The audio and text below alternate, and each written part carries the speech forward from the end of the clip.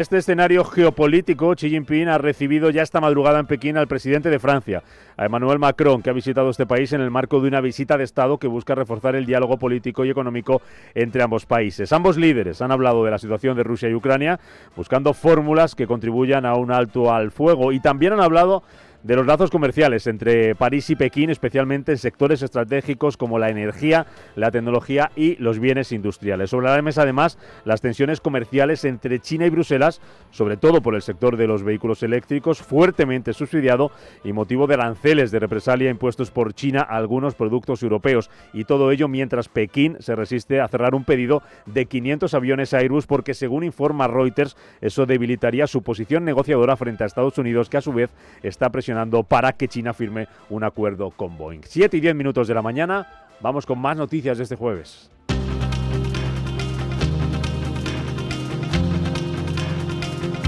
Nicolás Maduro